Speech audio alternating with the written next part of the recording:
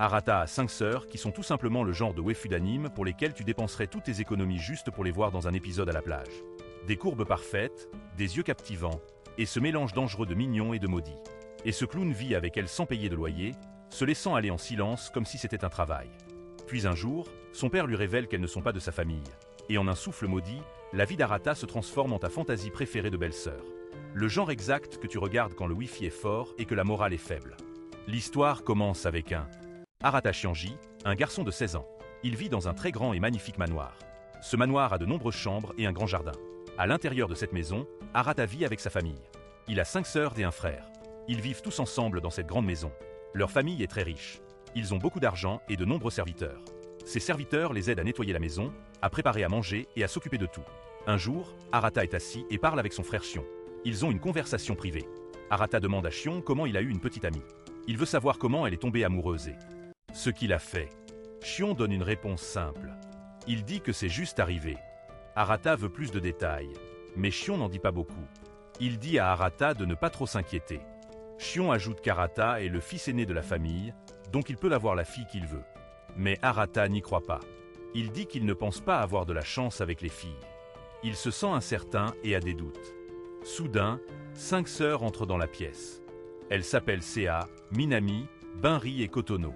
Ils sont tous très différents les uns des autres. Les sœurs demandent au garçon de quoi il parle. Uka et Sea devinent qu'Arata pense à une fille. Ils commencent à le taquiner de manière amusante. Il rit et plaisante. Shin ajoute à la taquinerie en disant qu'Arata faisait l'éloge du corps d'Uka. Uka devient en colère. Elle n'aime pas ce qu'il dit. Elle se fâche et dit à son chien de compagnie de mordre Arata. Arata se sent très embarrassé. Il essaie d'expliquer la vérité, mais personne ne l'écoute. La conversation change. Ils commencent tous à parler d'un ancien événement, et les frères et sœurs discutent de la façon dont il est mal d'avoir de mauvaises pensées sur ses propres sœurs. Bunri, qui est la sœur aînée, parle avec un visage sérieux. Elle évoque les faiblesses de chacun, elle souligne leurs habitudes, et soudain, tout le monde se tait. Personne ne dit rien. Minami essaie de soutenir Arata. Elle dit qu'Arata est une bonne personne. Arata se sent heureux après avoir entendu cela. Il essaie de lui faire un câlin, mais Minami le frappe rapidement. Nous apprenons que Minami veut devenir athlète olympique. Elle est forte et s'entraîne toujours dur. Uka demande à tout le monde s'ils sont libres samedi. Elle veut organiser une fête d'anniversaire pour Kotono. Shion dit qu'il a déjà un rendez-vous prévu, mais personne ne demande à Arata ce qu'il veut faire ou s'il est libre. Il l'ignore. Arata se sent un peu triste. Le lendemain, ils vont tous à la gare. Beaucoup de gens s'arrêtent et les regardent. Les 5 sœurs sont très belles et populaires. Elles sont bien connues à l'école. Chaque sœur a son propre fan club. Shion est également populaire. Il l'admire. Arata, en revanche, est célèbre parmi les garçons. Il a des muscles forts, donc les garçons aiment son corps athlétique. Plus tard, dans les toilettes de l'école, Shion et Arata parlent à nouveau. Ils disent que les gens ne voient que le côté amusant et heureux de leur vie, personne ne sait les problèmes qu'ils rencontrent chaque jour à la maison. À la maison, ils sont comme le parti d'opposition. Leurs sœurs sont fortes et bruyantes. Même si leurs sœurs les frappent, ils ne peuvent pas riposter. Leurs parents prennent toujours le parti des sœurs. Arata et Shion ont fait face à cela depuis qu'ils étaient petits enfants. Nous apprenons également davantage sur chaque système. Bunri est étudiante à l'université. Elle est en première année dans une université très célèbre. Elle étudie pour devenir infirmière. Elle est intelligente et calme. Sea est la présidente du club de sciences à l'école. Elle est très intelligente. Elle arrive toujours première aux examens. Yuka excelle à la fois dans les études et dans le sport. Elle fait partie du club de natation et du club d'athlétisme. Elle se présente également aux élections du conseil des étudiants. Minami est un génie du sport. Elle a remporté le championnat de tennis du collège junior 3 fois. Elle veut devenir championne olympique. Kotono est la plus jeune. Elle est mignonne, calme et introvertie. À cause de cela, beaucoup de gens l'aiment. Elle est très populaire parmi les garçons. Jian dit soudain à Arata quelque chose de surprenant. Il dit que Katsuna a un jour avoué son amour à Arata. Arata devient très nerveux. Il dit que c'était juste un moment idiot entre frères et sœurs. Il veut oublier cela. Ensuite, nous voyons la fille que Arata aime vraiment. Elle s'appelle Lala. Chez lui, Arata pense à Lala. Il se demande s'il devrait lui envoyer une demande d'amis en ligne. Il se sent nerveux. Il décide de ne pas le faire. Il a peur qu'elle le rejette. Juste à ce moment-là, Waka entre dans sa chambre. Elle veut emprunter ses notes de classe. Elle voit l'écriture d'Arata et est surprise. Elle dit que son écriture est très soignée et propre. Arata la regarde mais fixe accidentellement le mauvais endroit. Il dit à Uka qu'elle devrait s'habiller de manière plus modeste. Uka répond qu'ils se baignent ensemble depuis qu'ils sont enfants, donc cela ne devrait pas être un gros problème. Ensuite, Uka demande à Arata quelle fille il aime. Elle devine que c'est Lala. Arata devient en colère. Il pense qu'elle a révélé quelque chose. Uka essaie de l'aider en envoyant une demande d'amis à Lala, mais Orata l'arrête rapidement. Uka se fâche, elle gronde Orata puis quitte la pièce. Pendant ce temps, Kodono regarde une vieille photo de famille. Elle observe le visage d'Orata sur la photo avec une expression douce. Le lendemain, après l'école, Orata marche seul. Il pense à sa vie. Il se demande comment sa vie serait s'il ne faisait pas partie de la famille Shionji. Il réfléchit à ce que ce serait de vivre sans 5 sœurs. Puis il voit quelque chose qui le rend triste. Elle est Lala marchant avec un autre garçon. À la maison, Arata se prépare pour l'anniversaire de Kotono. Il porte de beaux vêtements. Il voit Uka également très bien habillée. Elle dit que leur père lui a dit que bien s'habiller aide à obtenir ce que l'on veut. Elle sourit et complimente Arata, disant qu'il a l'air bien. À la table à manger, tout le monde est heureux. Arata commence à penser à son avenir. Il pense au mariage et aux enfants. Soudain, Minami et Uka commencent à se disputer. Minami a perdu les écouteurs d'Uka, et maintenant elles se battent. Les autres essaient de les calmer. Arata crie fort. Il leur dit d'arrêter de se battre parce qu'ils sont frères et sœurs. Tout le monde se tait. Ils se sentent gênés. Lentement, l'ambiance s'améliore et tout le monde sourit. Puis leur père entre dans la pièce. Il est heureux de voir tous ses enfants ensemble. Avant qu'il ne commence à dîner, il dit qu'il a quelque chose d'important à leur dire. Il a l'air sérieux. Il leur révèle un grand secret. Il dit qu'aucun d'eux n'est de vrais frères et sœurs. Tous sont adoptés. Seuls Shine et Minami sont de vrais jumeaux. Les autres n'ont pas de relation de sang. Il dit qu'il a décidé de leur dire la vérité le 15e anniversaire de Kotoran. Il promet qu'à partir de maintenant, il ne cachera plus rien. Tout le monde est choqué. Ils ne savent pas comment réagir. Après le dîner, tous les frères et sœurs se rassemblent. Ils s'asseyent et parlent. Minami agit normalement. Elle dit que rien n'a changé. Les frères et sœurs disent que même s'ils ne sont pas de sang, ils se sentent toujours comme de vrais frères et sœurs. Ils ont grandi ensemble. Ils s'aiment comme une famille. Ils ne blâment pas leur père. Mais ils pensent qu'il aurait pu choisir un meilleur moment pour leur dire la vérité. John demande à Banri si elle se souvient de quelque chose de son passé. Banri dit qu'elle ne se souvient de rien, mais son visage montre qu'elle cache peut-être quelque chose. Peut-être qu'elle se souvient de quelque chose, mais ne veut pas le dire. Ensuite, ils plaisantent tous sur la situation. Banri dit que cela n'a pas d'importance. Même s'ils ne sont pas liés par le sang, ils sont quand même des frères et sœurs parce qu'ils ont partagé leur vie. Tout le monde va dans ses chambres. Arata va prendre un bain. Il pense à tout ce qui s'est passé. Cela semble trop pour une seule journée. Il entre dans la salle de bain et voit les sous-vêtements de sa sœur. Il détourne rapidement le regard. Il se sent mal à l'aise et embarrassé. Il entre dans la baignoire et est choqué de voir Kotono déjà à l'intérieur. Tous les deux deviennent nerveux. Arata sort rapidement. Il dit à Kotono qu'elle devrait faire du bruit la prochaine fois. Alors qu'Arata s'apprête à partir, Kotono l'arrête. Elle demande de l'aide. Elle dit qu'elle a besoin d'aide pour se baigner. Arata l'aide avec précaution et lui dit qu'elle est maintenant en 3e année. Elle devrait commencer à faire des choses par elle-même. Il lui donne des instructions simples. Kotono le regarde et dit qu'elle aime à quel point il est fort. Arata reste calme. Il lui dit de ne pas rester trop longtemps dans le bain chaud. Pendant ce temps, Waka et Shion ont une conversation. Ils disent qu'aujourd'hui ressemblait à une grande aventure. Ils se sentent tristes pour Kotono. Elle a dû entendre de si grandes nouvelles le jour de son anniversaire. Ils décident qu'ils devraient la soutenir. Shion dit qu'ils n'arrivent toujours pas à croire ce que leur père leur a dit. Waka demande si Arata a dit quelque chose à ce sujet. Il lui demande si elle s'inquiète pour Orata. Waka répond non. Elle dit qu'ils ont été élevés comme des jumeaux, donc c'est choquant d'apprendre qu'ils ne sont pas frères et sœurs. Shion dit que cela n'a pas d'importance. Il dit qu'Orata est toujours leur grand frère fort et gentil. Il ajoute que si le public découvre la vérité, cela pourrait poser un gros problème. Les gens pourraient parler de mariage entre frères et sœurs. Pendant ce temps, Kodono étreint Orata par derrière. Elle le serre doucement dans ses bras et Orata reste immobile, choqué et confus. Orata est toujours piégé dans la salle de bain par Koto. Il sait et il se sent très nerveux. D'un autre côté, Uka et Shion parlent de mariage entre frères et sœurs. Uka n'aime pas ce sujet. Cela lui semble étrange et mal. Shion essaie d'expliquer qu'il ne faisait qu'un exemple. Il dit que le mariage entre frères et sœurs est illégal et ne peut pas se produire. Il continue à parler, mais Uka commence à faire des grimaces étranges et agacées. Puis Uka dit à Shion qu'Erada la regarde de travers et qu'une fois, elle a même fait un commentaire sur ses vêtements. Shion reste silencieux après avoir entendu tout cela. Uka veut savoir ce qui s'est réellement passé. Entre Kotono et Arata dans la salle de jeu. Elle a vu Arata allongée sur Kotono. Xion est très confus.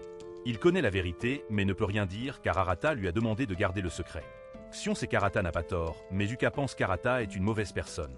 Elle croit qu'il agit mal avec les filles. Mais nous savons que la réalité est différente. Uka continue de parler, mais Xion n'a pas de réponse. Finalement, Xion décide de dire la vérité. Il dit que c'était Kotono qui a avoué son amour à Arata. Il lui a demandé de mentir sur elle. Uka est choquée. Elle n'arrive pas à y croire. Elle commence à crier que ce n'est pas possible. Kian la calme et dit qu'Arata a refusé la proposition de Kotono. Uka n'arrive toujours pas à croire que Kotono aime Arata. Kian dit que Kotono n'a pas tort. Arata la respecte beaucoup. Les enfants à cet âge ne connaissent pas la différence entre l'amour et le respect.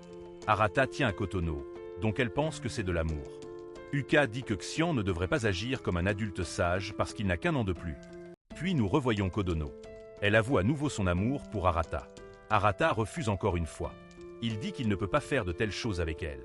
Kodono demande si elle lui paraît vraiment mauvaise. Elle dit qu'elle a fait des recherches et a découvert que les demi-frères et sœurs peuvent se marier. Arata dit que Kodono est une gentille fille.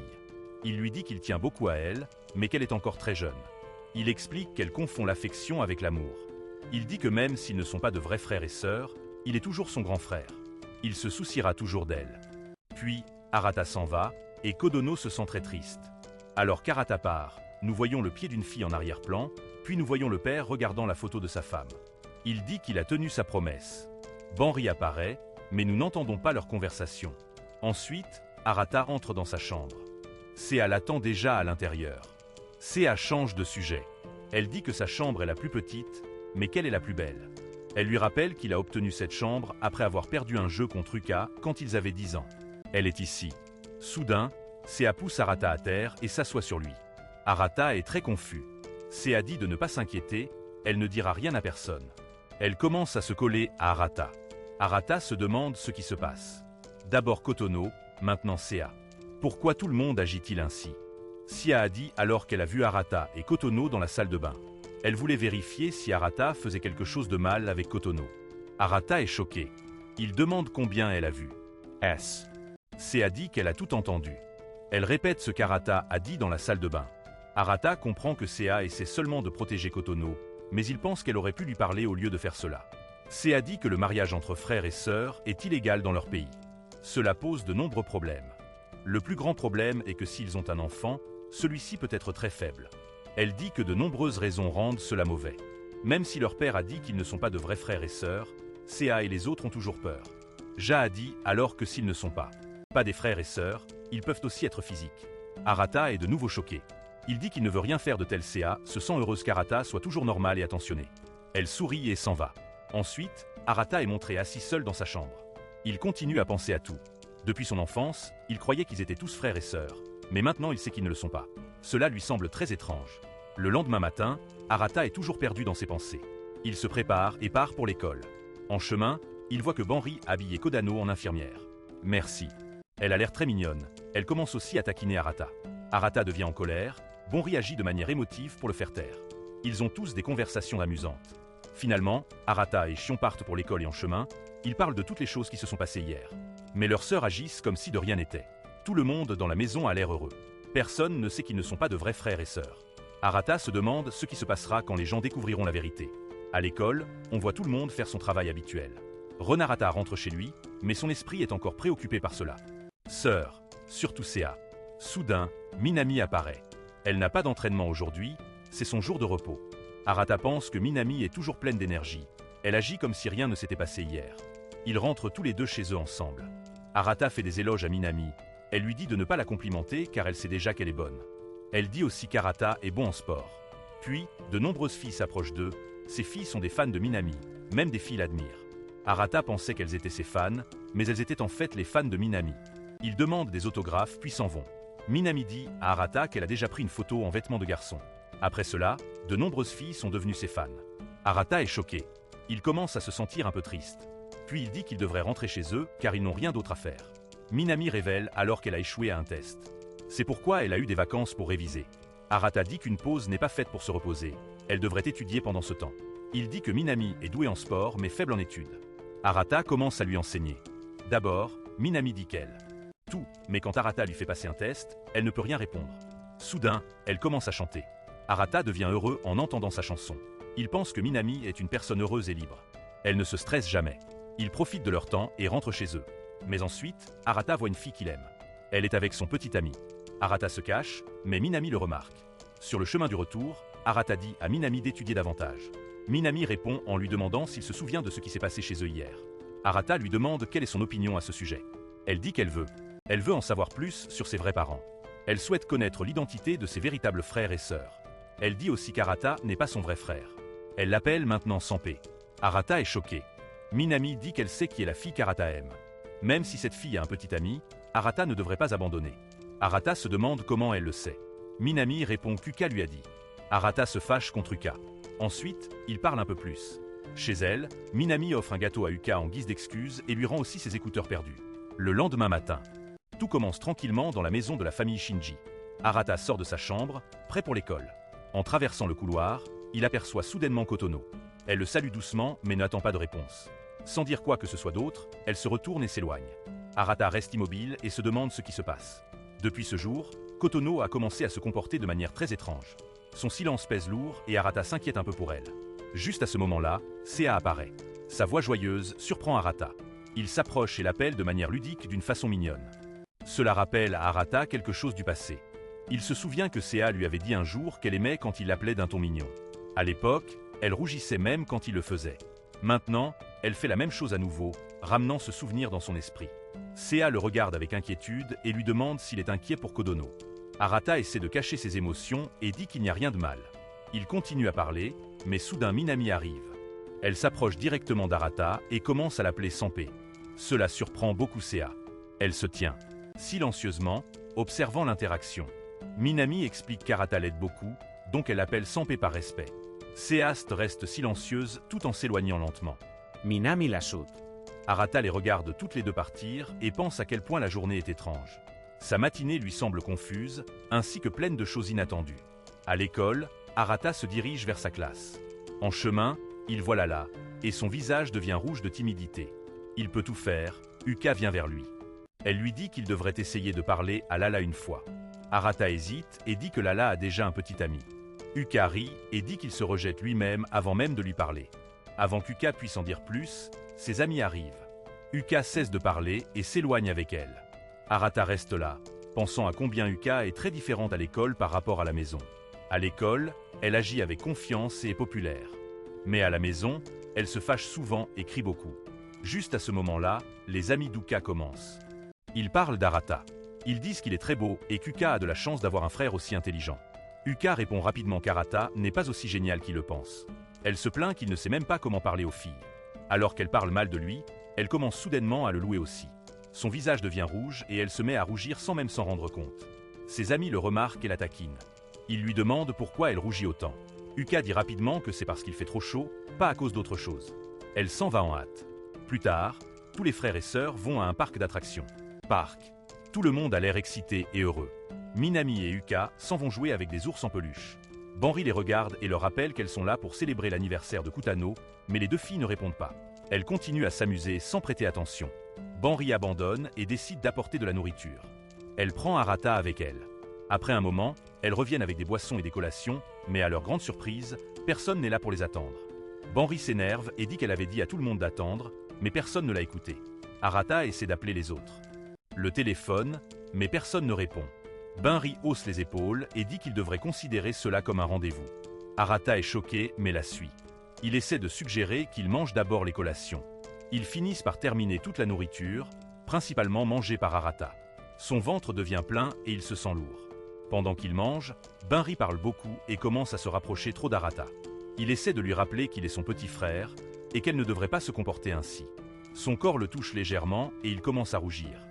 De nouveau, il devient mal à l'aise mais ne sait pas comment le dire clairement. Banri le taquine avec espièglerie et dit qu'il rougit parce qu'une partie de son corps l'a touché. Arata devient nerveux et essaie de le nier. Elle continue de le taquiner, disant que c'est probablement parce qu'ils sont tous les deux encore vierges. Arata se sent encore plus gênée et lui dit d'arrêter de plaisanter. Elle sourit et dit que ce n'était qu'une blague. Puis elle ajoute que les gens les regardent parce qu'une belle fille comme elle marche à ses côtés. Il regarde autour de lui et réalise que Banri a peut-être raison. Parmi toutes ses sœurs, Banri est la plus mignonne et la plus belle. Banri pose alors une autre question étrange. Elle veut savoir si Orata veut la toucher. Orata devient si gêné qu'il ne peut même pas parler. Banri rit et dit qu'il est vraiment drôle. Il se dirige vers une attraction. Banri monte quelques escaliers tandis qu'Orata marche derrière elle, mais il détourne rapidement le visage, craignant de voir accidentellement quelque chose. À cause de cela, Il rate une marche et tombe. Banri se retourne et lui dit de faire attention. Elle lui tend la main pour l'aider à se relever. Ils sont montrés en train de faire des montagnes russes. Arata a l'air terrifié. Le manège est rapide et sauvage. Puis, un moment drôle se produit. Quand Arata appelle les autres, ils sont occupés à s'amuser. Quand les autres essaient d'appeler Arata et Banri, ceux-ci profitent également du manège et ne répondent pas au téléphone. Ils se manquent tous. Ailleurs, Kotono Telster semble un peu triste. Uka le remarque et lui demande si ça va. Kotono Telster explique que tout le voyage était censé être une célébration d'anniversaire. Mais maintenant, ils jouent à cache-cache comme des enfants perdus. Tout le monde cherche juste tout le monde. Le groupe décide alors de cesser les recherches pendant un moment et de simplement profiter de la journée. Kodono acquiesce et commence à sourire à nouveau. Banri et Arata profitent également de leur temps et finissent par s'asseoir pour se reposer. Banri demande où sont les autres. Arata dit qu'il a essayé d'appeler, mais personne ne répond. Banri se plaint d'avoir de nouveau faim. Elle sort plus de nourriture et en propose à Arata, mais l'estomac d'Arata est encore plein, donc il refuse. Alors qu'elle mange, Arata la regarde et pense qu'elle est très mignonne quand elle mange comme ça. Soudain, Arata se souvient de quelque chose qui est la grande nouvelle que leur père leur a annoncée. Alors il décide de demander à Banri ce qu'elle en pense. Banri dit qu'elle a été vraiment choquée quand elle l'a entendu. Elle demande ensuite à Arata si quelque chose le dérange, car il a l'air triste. Arata réfléchit profondément, mais décide de ne pas tout lui dire. Il dit simplement qu'il ne veut pas qu'ils se séparent, surtout après avoir appris qu'ils ne sont pas de vrais frères et sœurs. Banri loue sa façon de penser et dit que c'est pourquoi elle le trouve si mignon. Elle passe doucement sa main dans ses cheveux, comme elle le faisait quand ils étaient petits. Ils se remémorent le bon vieux temps et partagent aussi des souvenirs chaleureux. Arata pense en lui-même que Banri est vraiment une merveilleuse grande sœur. Mais soudain, une fille à proximité court rapidement et glisse. Sa boisson s'envole dans les airs et tombe droit vers Banri. Avant que cela ne puisse l'atteindre, Arata se précipite devant elle et la protège. La boisson se renverse sur lui. La fille s'excuse et arrive sur les lieux. Arata lui dit gentiment que tout va bien. Elle le remercie et s'en va. Banri aide à nettoyer les vêtements d'Arata. Elle le gronde pour toujours faire des choses si bêtes. Arata répond qu'il veut juste la protéger comme un bon petit frère. Banri devient émotive et réalise qu'Arata grandit vite. La petite fille et sa mère font un signe d'au revoir et s'éloignent. Peu après, le reste du groupe finit par trouver Arata et Banri. Ils voient qu'Arata est mouillée et demandent ce qui s'est passé. Seule personne qui demande doucement si Arata va bien. Arata dit qu'il va bien. Ils décident tous d'aller faire d'autres manèges. Avant de marcher, Banri prend la main d'Arata et dit que c'est parce qu'elle est sa grande sœur qu'elle entraîne avec elle. Plus tard, ils regardent tous un film sur le thème des princesses. Minami et Uka commencent à jouer des scènes du film. Il fait sombre dehors. Arata dit qu'il veut aller aux toilettes et Shion dit la même chose. Kotono les rejoint aussi. Pendant qu'ils sont absents, Sea révèle quelque chose de choquant au reste du groupe. Elle dit que Kodano a avoué des sentiments pour Arata à nouveau. Tout le monde est surpris et demande si elle dit la vérité. Saea confirme qu'elle a même parlé à Arata à ce sujet. Le groupe est choqué. Il se demande comment Kotono peut aimer un garçon de cette façon. Sea les calme et dit qu'Arata n'est pas un mauvais gars. Elle dit qu'elle a même essayé de se rapprocher d'Arata pour vérifier si son cœur s'emballe, mais ce n'était pas le cas. Banri est surpris et se demande comment Arata a pu se contrôler. Uka comprend encore moins la situation. Elle trouve étrange qu'une fille se soit baignée avec une canne. Pendant qu'un autre testait ses réactions, Sea explique que c'était juste une courte expérience. Elle demande à tout le monde de ne rien dire à Kotono. Ils acceptent de garder le secret. Minami dit qu'il devrait trouver une solution à cette situation. Uka réalise qu'elle a mal compris Arata dans le passé. Elle se souvient du moment dans la salle de jeu et elle a supposé le pire. Maintenant, elle se sent coupable de ne pas avoir écouté Arata à l'époque. Sea explique qu'à présent, Kotono sait qu'ils ne sont pas des frères et sœurs réels, donc ses sentiments pourraient devenir plus forts. Bonner dit à tout le monde de ne pas s'inquiéter. Elle a déjà parlé à leur père et maintenant, elles doivent juste donner à Kotono un peu de temps pour comprendre les choses par elle-même. Elle continue à discuter, mais ensuite le reste du groupe arrive et demande où aller ensuite. Minami suggère de visiter un appartement hanté et tout le monde est d'accord. La scène suivante commence et nous voyons Uka avouer enfin ses sentiments à Arata. Après avoir entendu cela, Arata se sent très choqué et confus, mais avant que quoi que ce soit d'autre ne se passe, la scène change soudainement. Elle montre maintenant un moment passé à l'école où Arata a une conversation avec Shion. Shion parle sérieusement. Il demande à Arata s'ils voient leur sœur comme des filles normales puisqu'elles ne sont pas de sang. Cette question rend Arata un peu nerveux. Shion explique que cette situation signifie que les filles sont comme des amis très proches pour eux. Quand Arata entend cela, il refuse de l'accepter et dit que cette règle devrait s'appliquer à Shion aussi. Mais Shion rit et dit qu'il a déjà une petite amie. Et comme Xion utilise le prénom de sa petite amie en parlant, Arata devient curieux. Il demande s'il s'est passé quelque chose entre eux. Elle répond seulement que quelque chose ou autre. Il se passe toujours quelque chose. Ensuite, Xion révèle qu'il a tout raconté à Oka sur ce qui s'est passé entre lui et Kotono. Cela choque beaucoup Arata. Il commence à se sentir contrarié et dit qu'Oka ne lui fait jamais vraiment confiance. Il explique que même s'ils ont récemment découvert qu'ils ne sont pas des frères et sœurs de sang, ils ont quand même grandi ensemble en tant que frères et sœurs pendant 16 ans. Donc, rien ne devrait changer.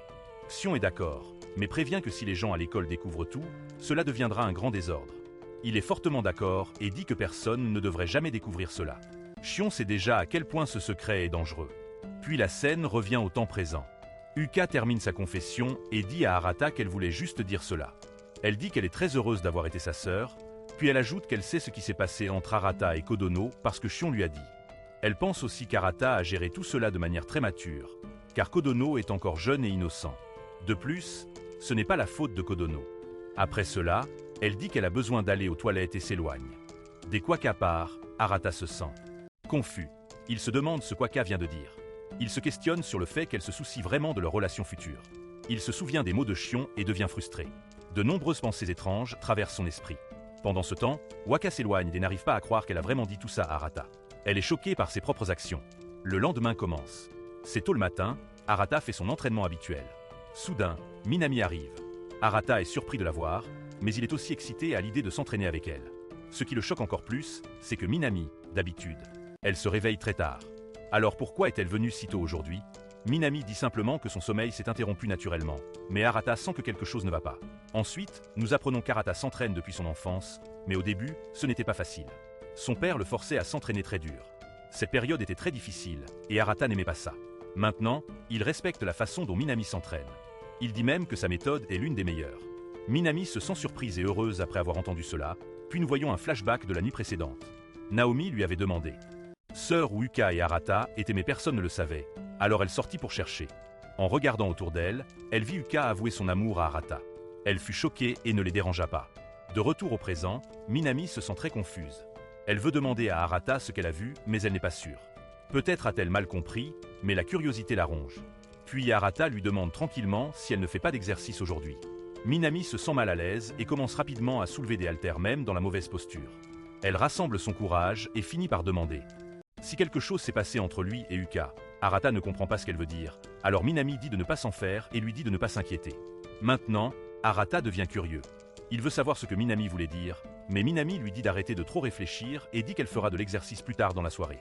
Alors qu'elle s'éloigne, Arata lui dit de ne pas trop se fatiguer, car la compétition interro approche. Après son départ, Minami devient frustrée. Elle ne sait pas comment gérer ses pensées. Elle se demande si tout va vraiment bien ou si quelque chose de sérieux se passe. Ensuite, la scène suivante montre Arata après l'entraînement. Il pense encore à la question étrange de Minami. Il se demande pourquoi elle a posé cette question. Ensuite, il se dirige vers la salle de bain pour prendre un bain. À l'intérieur, il trouve Sea déjà là. Il devient timide et lui dit de fermer la porte. Sea rit et dit qu'elle ne regarde généralement pas d'anime ou de manga romantique, mais qu'elle sait que les personnages masculins dans les comédies romantiques se comportent souvent comme Arata. Arata lui dit d'arrêter de parler de ces choses et de se concentrer sur ce qu'il dit. Sea lui rappelle qu'ils vivent ensemble depuis longtemps. Il l'a vu de nombreuses fois, donc il ne devrait pas être aussi embarrassé. Arata se sent frustré et pense que ses sœurs sont vraiment folles. Il pense aussi que Sea n'a pas changé du tout, même après tout ce qui s'est passé. Elle agit comme si rien n'avait d'importance. Puis il remarque une bague et lui demande à son sujet. Sea lui dit que c'est un souvenir de leur mère. Plus tard, Arata se détend dans sa chambre. Soudain, Banri entre.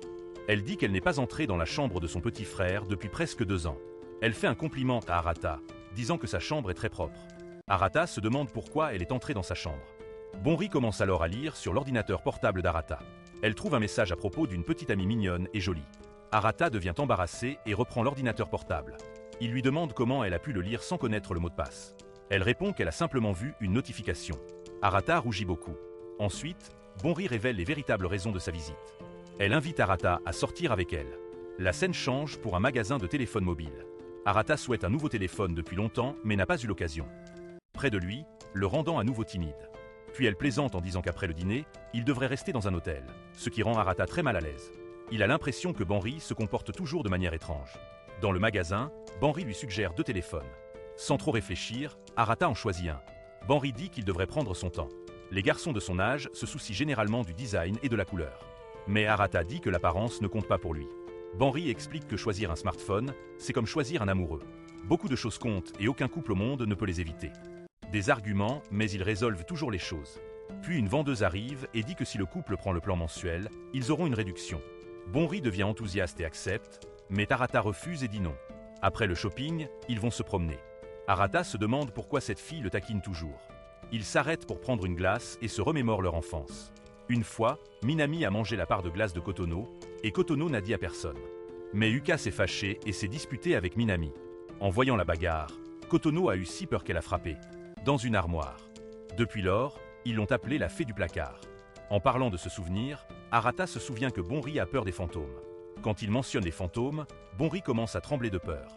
Elle demande alors à Arata si quelque chose le dérange. Arata répond non. Banri dit qu'elle est heureuse d'avoir un frère aussi fort. Elle lui dit que s'il se sent jamais inquiet, il peut lui parler à tout moment. De retour à la maison, Kotono regarde des photos. Elle se concentre sur celle où Arata est présent. Juste à ce moment-là, la batterie se charge. Une photo d'elle et d'Arata en train de déguster une glace. Kotono se sent un peu jalouse, mais sourit et sauvegarde même la photo. Ailleurs, Banri et Arata terminent leur glace. Banri demande où ils devraient aller ensuite. Soudain, Banri reçoit un message et dit qu'elle doit partir. Arata est surpris et demande pourquoi elle n'a personne d'autre avec qui sortir. Banri est choqué et lui dit de ne plus jamais dire de telles choses. Avant de partir, elle dit qu'ils sont encore jeunes. Tous ceux qui voient Banri s'éloigner sont émerveillés par sa beauté. Puis, Banri appelle Minami et lui dit qu'elle n'a rien remarqué d'inhabituel. Minami devient confuse. Elle était sûre d'avoir entendu quelque chose d'important. Elle se demande comment tout peut être normal alors qu'une déclaration d'amour a eu lieu entre frères et sœurs.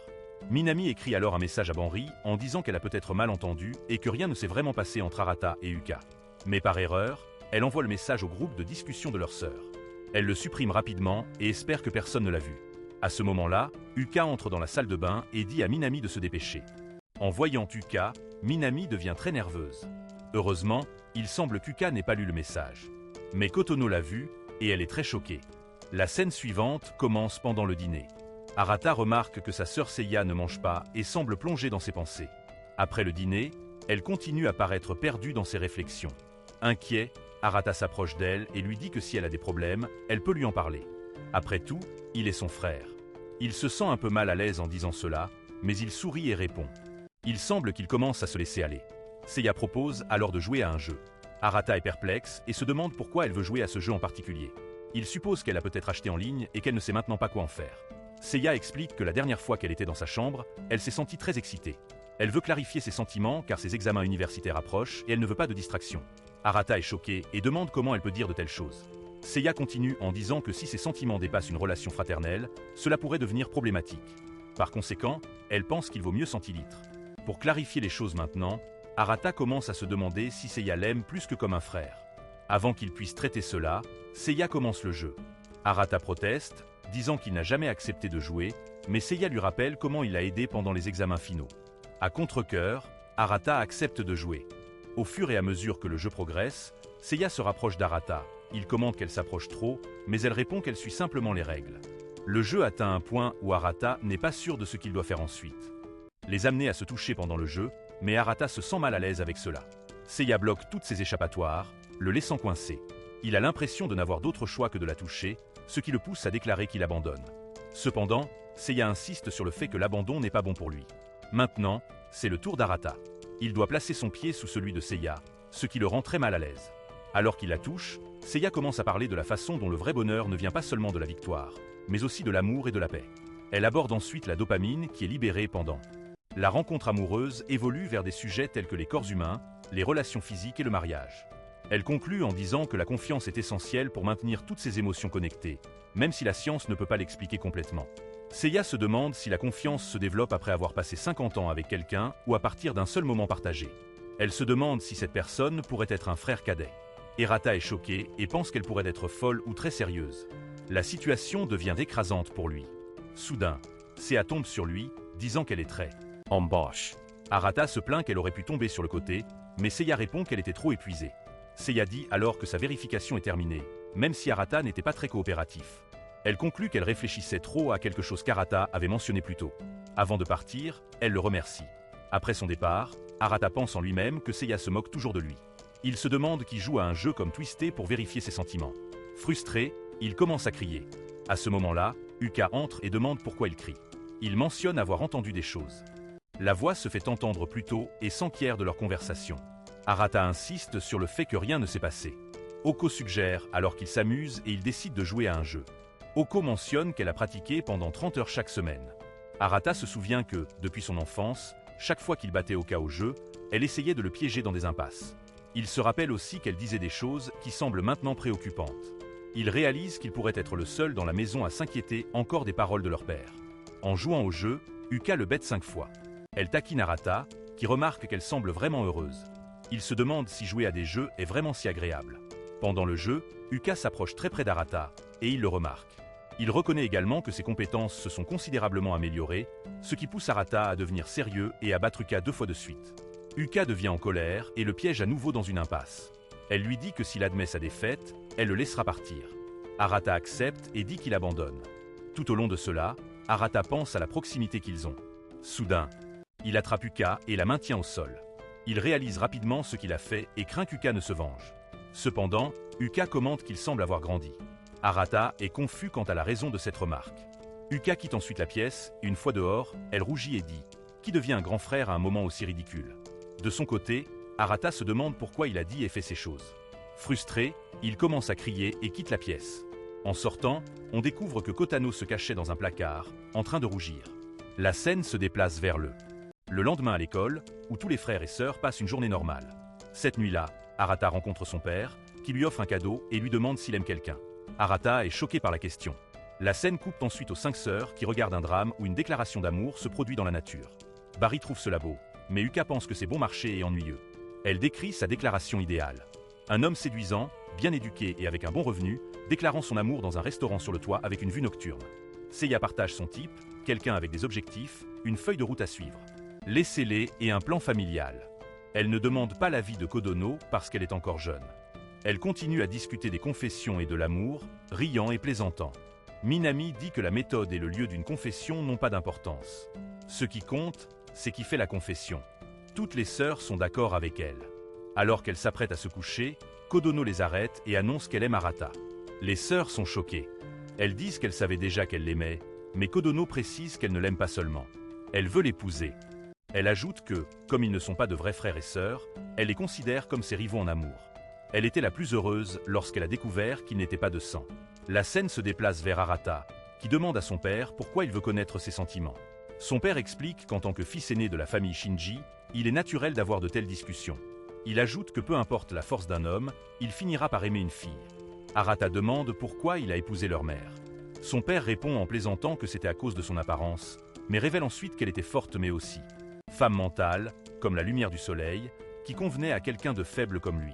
Il demande à Arata s'il se souvient de la promesse de lui montrer l'entrée d'un autre monde quand ils seront grands. Arata loue alors son père pour être intelligent et avoir choisi le moment parfait. Plus tôt, il s'était plaint du timing, mais maintenant il pense que c'est parfait. Arata déclare que peu importe ce qui se passe, il protégera tous ses frères et sœurs pour garder leur maison heureuse. Il s'en va ensuite.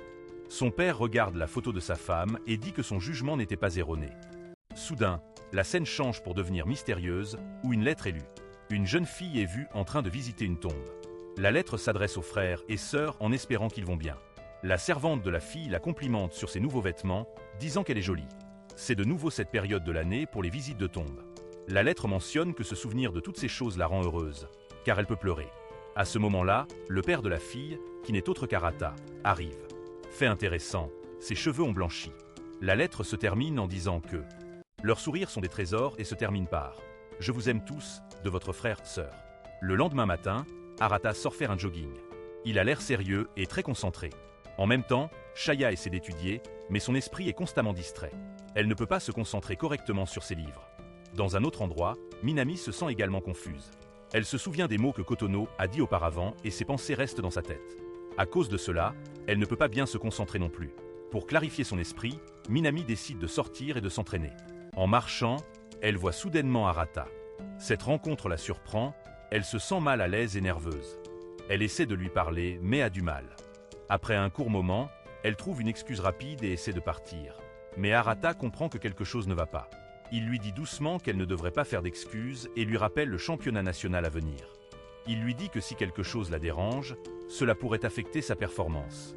Minami essaie de dire qu'elle va bien et s'éloigne, mais Arata sent toujours que quelque chose ne va pas. Chien. Elle dit que bien manger est important. Elle plaisante en disant que si le chien ne rejoint pas Arata pour faire du jogging, il pourrait devenir gros. Juste à ce moment-là, Arata revient du jogging et surpris de voir Bonri réveillée si tôt. Elle dit qu'elle a des travaux universitaires à faire. Arata remarque que le chien a déjà mangé et rit, disant que le chien ne saute jamais de repas, mais saute toujours le jogging. Bonri dit qu'il devrait peut-être donner moins de nourriture au chien. Le chien se fâche et poursuit Arata de manière ludique. Elle entre et les rejoint. Ils parlent tous de la façon dont Bonri doit manger rapidement parce qu'elle doit partir. Puis elle remarque que toute qu'Arata a l'air très fatiguée et s'inquiète qu'il ait pu s'évanouir. À l'école, Minami s'entraîne au tennis et elle joue très bien. D'autres filles l'observent et se sentent impressionnées. Elles disent qu'elle s'est beaucoup améliorée et qu'elle ressent maintenant une sensation particulière quand elle joue. Mais même si tout le monde la félicite, Minami a toujours l'air distraite. Elle continue de penser aux mots de Kutono et cela lui fait perdre sa concentration. Ses jambes semblent également lui faire mal, probablement parce qu'elle s'est entraînée trop intensément. Pendant une courte pause, les filles la complimentent et lui posent des questions. Comment elle est devenue si douée? Minami donne une réponse étrange, comme une petite fille, et les filles se sentent confuses, mais elles admirent toujours à quel point elle s'entraîne dur. Bientôt, Minami voit sa senior.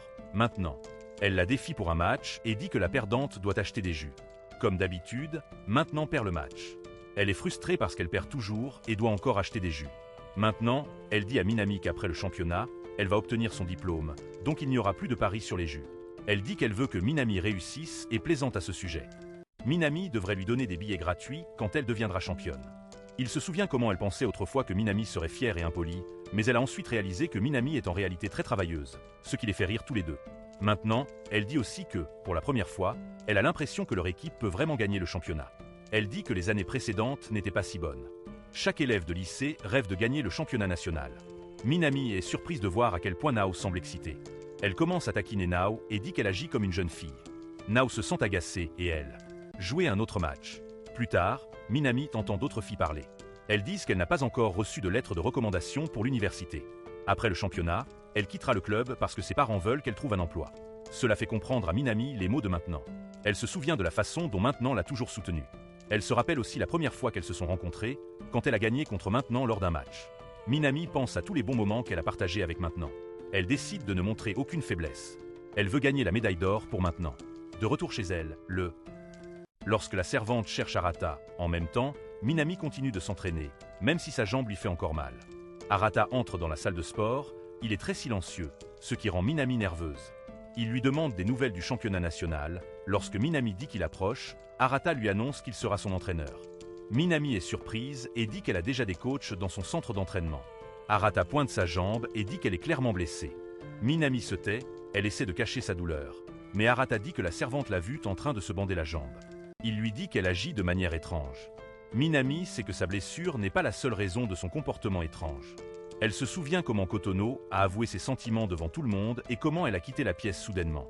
Tout le monde a commencé à se demander si Minami plaisantait, mais Chaya sentait que Minami n'était plus une enfant depuis qu'elle a 15 ans. Même Yuka se sentait perturbée par ce qui s'était passé. Dans le gymnase, Orata examine la jambe de Minami. Il presse plusieurs zones, mais Minami dit qu'elle ne ressent pas de douleur. Cela le surprend. Minami agit comme une enfant à nouveau, et Arata se souvient des vieux temps où ils faisaient des exercices d'étirement ensemble. Il pense que peut-être tous ces étirements passés ont aidé Minami à devenir plus flexible et forte. Pendant un court instant, il a quelques pensées inappropriées, mais se reprend rapidement. Il essaie de se concentrer. Pourtant, il continue à penser à combien Minami est jolie et populaire. Arata demande si Minami a parlé de sa blessure à ses amis du club. Elle dit qu'elle ne l'a pas fait parce qu'elle ne voulait pas les décevoir. Tout le monde s'attend à ce qu'elle joue bien.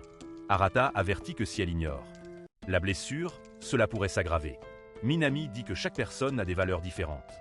Elle dit que ce n'est pas qu'elle n'a pas d'autres objectifs, mais qu'en ce moment, elle veut gagner pour quelqu'un d'autre. Arata comprend à quel point elle est sérieuse. Il ne l'arrête pas, mais lui dit d'aller à l'hôpital pour s'assurer que son avenir est en sécurité. Plus tard, Arata fait quelques étirements et Minami l'aide. Ils sont assis très près l'un de l'autre. Comme Arata n'est pas très flexible, Minami le frappe de manière ludique. Quand Arata retourne dans sa chambre, il rencontre Kutono. Tout semble si bien. Se sentir mal à l'aise parce qu'ils n'ont pas vraiment parlé depuis l'incident de la salle de bain. Arata voit que Kutono a l'air fatigué et lui dit de se reposer. Arata demande s'il était avec Minami et si quelque chose d'étrange s'est passé. Arata se sent choqué. Il se demande si Kotono est au courant de la blessure de Minami. Il dit que rien ne s'est passé. Kotono se sent étrange et s'en va. Ensuite, la scène montre Minami jouant un match. Les spectateurs louent à quel point elle a l'air bien et à quel point elle joue bien. Minami pense à sa senior qui a traversé des moments difficiles. Elle veut gagner pour elle. Elle se souvient de son entraînement et se sent reconnaissante envers tous les seniors qui l'ont aidée. Elle se dit qu'elle ne doit pas perdre. Elle veut gagner et rendre hommage aux personnes qui l'ont soutenue. À la fin, Minami remporte le match. Après le match, les gens continuent à la féliciter. Son senior la remercie. En montant dans le bus, Minami commence à se sentir nerveuse. Son senior le remarque et semble inquiet. De retour chez elle, Arata aide Minami à s'étirer. Minami lui dit qu'après avoir parlé de sa blessure, elle a eu un nouvel entraîneur. Arata a l'impression qu'il n'est plus nécessaire. Il dit qu'il devrait peut-être arrêter, car elle a déjà 2 entraîneurs et ce sont des professionnels. Minami le remercie gentiment. Plus tard, Arata lit un livre sur la façon d'entraîner des athlètes. Le lendemain matin, c'est le jour des finales du championnat. Arata demande à Banri où est Minami. Banri ne sait pas. Même après le petit déjeuner, elle fait des blagues, ce qui agace Arata. Chaya arrive et demande aussi où est Minami. Elle dit qu'elle n'a pas vu Minami depuis le matin, ce qui n'est pas normal. Arata pense que peut-être Minami a quitté la Terre. Mais il voit que ses chaussures sont toujours à la maison. Gotono, Aoka et Shion disent aussi qu'ils ne savent pas où elle est. Tout le monde commence à s'inquiéter car Minami a disparu.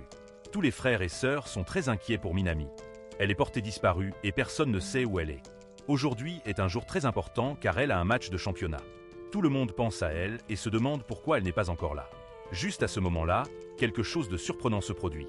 Minami arrive enfin. Elle entre et regarde tout le monde, rassemblé. Elle demande ce que. Ils se demandent ce qu'ils font et pourquoi ils ont tous l'air si sérieux. Tout le monde est choqué de la voir. Quand ils lui posent des questions, elle leur dit qu'elle est allée à un magasin de proximité. Elle parle très décontractée. Quand quelqu'un lui demande au sujet du championnat, elle dit qu'il ne devrait pas s'inquiéter. Elle dit que ses supporters ne seront pas en colère si elle arrive en retard. Cette réponse choque tout le monde. Après le départ de Minami, tous les frères et sœurs commencent à parler. Ils se demandent pourquoi elle agit de cette façon. Son énergie semble étrange. Arata devient particulièrement inquiet. Il commence à penser que cela a peut-être quelque chose à voir avec sa blessure. Alors il marche directement dans la chambre de Minami. Lorsqu'il entre, il voit que Minami est assise comme un animal et mange des chips d'une manière très paresseuse. Dès qu'elle remarque Arata, elle change de comportement. Elle commence à parler normalement. Mais Arata lui dit qu'elle n'agit pas comme son vrai moi. Il dit qu'elle est habituellement pleine de motivation. Puis il lui demande ce qui s'est vraiment passé. Minami rit et finit par dire la vérité. Elle dit que l'équipe a découvert sa blessure. À cause de cela, un joueur remplaçant prendra sa place. Maintenant qu'elle ne joue plus, elle se sent détendue. Elle est heureuse de pouvoir enfin prendre un peu de repos. Elle croit que son avenir est encore prometteur. Arata l'écoute et lui demande si elle accepte vraiment cela. Il lui rappelle combien elle voulait jouer et gagner ce match. Il sait qu'elle s'est entraînée longtemps. Minami rit à nouveau et dit qu'elle ne peut rien faire maintenant. Elle est blessée, et si elle joue comme ça, elle risque de perdre lourdement. Arata reste silencieux après avoir entendu ces mots et sort simplement. Mais dans son cœur, il a encore beaucoup de doutes. La scène suivante montre Arata dans la chambre de Shin. Arata lui raconte tout, puis Shin commence à partager quelque chose du matin. Il dit que lorsqu'il était dans la cour, il a entendu Minami pleurer. À ce moment-là, il n'y a pas beaucoup pensé. Mais maintenant, tout a du sens.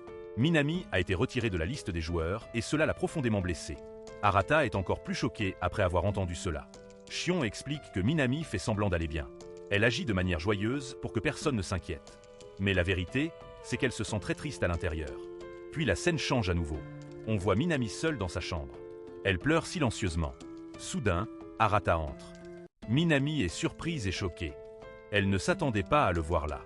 Après cela, une nouvelle scène commence. Tous les frères et sœurs montent dans une voiture. Minami est de nouveau surprise. La voiture est conduite par Bonri, qui vient d'apprendre à conduire. Comme elle est novice, elle se sent très nerveuse. De plus, Oka est assise à côté d'elle, ce qui la met sous pression en rappelant à tout le monde que le match commencera dans seulement 20 minutes. Elle pense que s'il continue à avancer lentement comme ça, il pourrait ne pas arriver à temps. À cause de cela, tout le monde dans la voiture devient bruyant et confus. Minami observe tout cela et commence à penser à ses frères et sœurs qui se battent si dur uniquement pour elle. Mais elle commence à se poser des questions. Est-il vraiment juste pour elle d'y aller et de concourir? Puis, un flashback commence, où nous voyons son professeur lui dire de ne pas concourir parce qu'elle est blessée et qu'elle a besoin de repos. Même son aîné lui dit maintenant de ne pas participer. Il dit que la santé de Minami est plus importante que de gagner le tournoi. D'un autre côté, moi résistons. Répondant avec des sentiments forts, elle doit rivaliser. Elle veut jouer à cause de celui qui lui a redonné l'amour du badminton. Elle veut gagner cette compétition pour elle. Quand elle dit qu'une fois que cela s'arrête, l'une des filles de l'équipe qui a joué au badminton contre Serena commence à refuser de jouer. Elle ne peut pas résister. Après avoir entendu cela, Nao est surprise. Elle remercie Minami. Mais même avec ce souvenir, le flashback se termine. Maintenant, Arata parle à Minami d'un ton sérieux. Il dit qu'il ne sait pas si la laisser concourir est une bonne idée. Mais il lui dit une chose clairement, si quelque chose ne va pas, elle doit s'arrêter et ne pas se forcer. Plus que cela, elle devrait arrêter de se mentir à elle-même et à lui. Pendant ce temps, le match a déjà commencé. L'équipe de Minami joue, mais elle perd très mal. Le score est de 40-0. Cela montre à quel point l'équipe est devenue faible sans elle. En même temps, les frères et sœurs sont coincés dans les embouteillages. Ils commencent à s'inquiéter de plus en plus. Arata se sent également coincé. Mais ensuite, il voit des vélos de location à proximité. Arata et Minami quittent la voiture et roulent à vélo aussi vite qu'ils le peuvent. De retour au match, quelque chose de surprenant se produit.